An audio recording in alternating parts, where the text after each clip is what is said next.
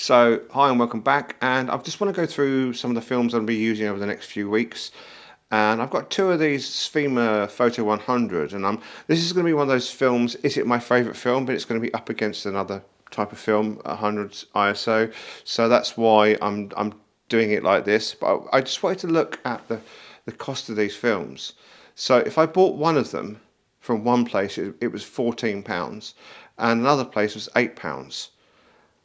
What a huge, I mean, it's just a phenomenally huge difference. Now, I did buy them from, I'll tell you who I bought them from. I bought them from Bristol Cameras, and they were actually £8 there.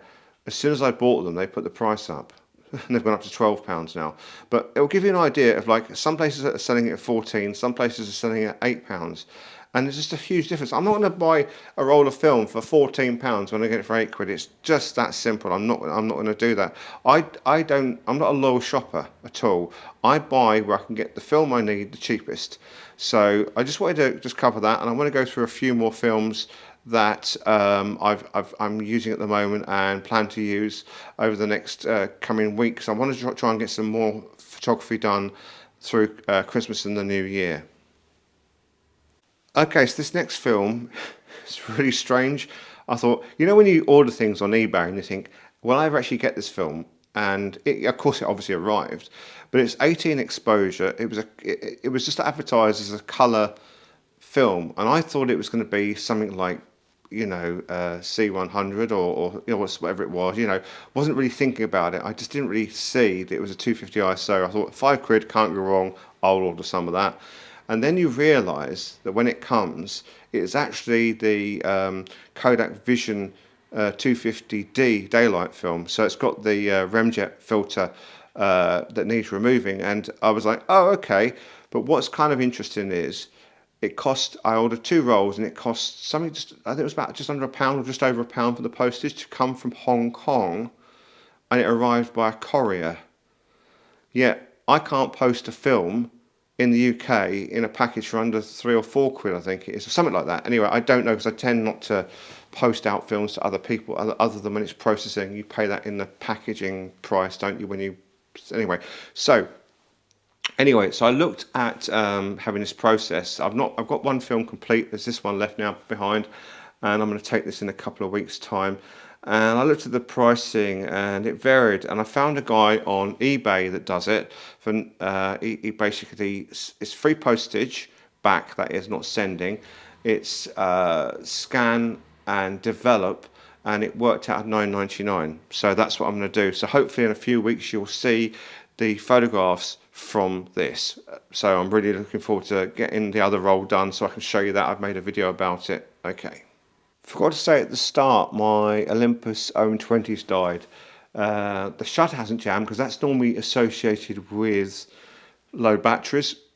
I was winding in this film, I'm going to wind this film into that after taking the little colour film, the 200D colour film, when I was in London yesterday, and wound on once, hit the shutter, worked perfectly, wound on again, jammed completely. So I don't know what's wrong with it. Any suggestions, please leave a comment below. I was going to put this NK 100 film, this Asthma film. As I say, I got this really cheap. Again, it was about £8. Thought I'd give it a go, see what it'd be like. I have no ideas, no expectations for this one. If anyone's used it, let me know in the comments below. That'd be really good, so you can actually tell me what you think if you've already used it, what to expect, how to develop it, that sort of thing. But as I say, that's currently in my Canon T70, obviously, because the OM20 died.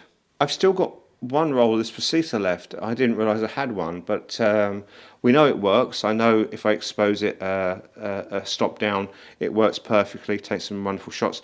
So I'm going to use that at some point. I've got one film away being processed, one of the Precisas away being processed now, and that was taken over quite a few weeks and stuff, and there was particular things I wanted to do and never got around to doing it, but I videoed that as well, so that's going to be another video coming up soon. Do like this thing. I do like this film, and it's great. I've got it for such a cheap price. It's about £5 a roll. So there's still bargains out there. If you're looking at films, there's still bargains if you want to look around. So another film photography project film now. From what I can tell, I bought this when I bought the Svema Photo 100 at the same time, and from what I can tell, this is 54 UN. I've checked it, and I think that's what it is. It says that on the listing when I bought it from Bristol Cameras, and I can't remember how much it was, but it was really quite inexpensive. So this is the other film that I'm looking at being, is it my best 100-speed film? I've used it once before, and I used it in a documentary, but I wasn't taking the photographs, I was only developing the film, and that was back in the early days when I was getting back into film photography. So yeah, as I say, I don't know, will I like it this much as I did before, or was I just lucky and got some really good light and some really good shots with it? We'll see. I've also got this film to develop. This is the Agfa Vista film. I've got one in the camera in my Minolta at the moment, which I've just been out today in the freezing fog, which has been, it's actually been wonderful. I'm really excited about the shots I've got on those. I'm hoping I've got some really stonking good colourful shots with neon lights, with cobwebs, all sorts of things going on. So, and this is another one I took a few weeks ago, and I don't even for the life remember what's on it. So that's got to be processed as well.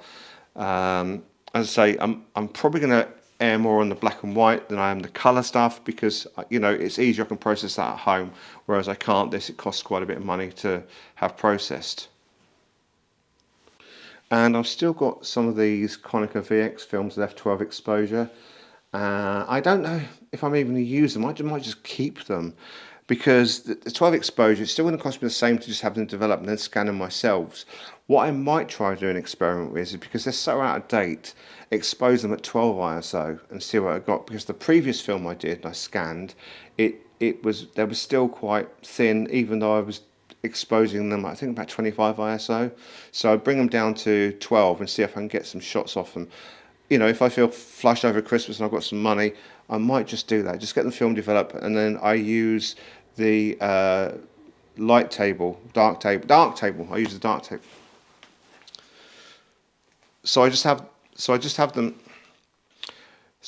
film developed, and I use Darktable, and there's some software in there that converts them in the negatives into positives.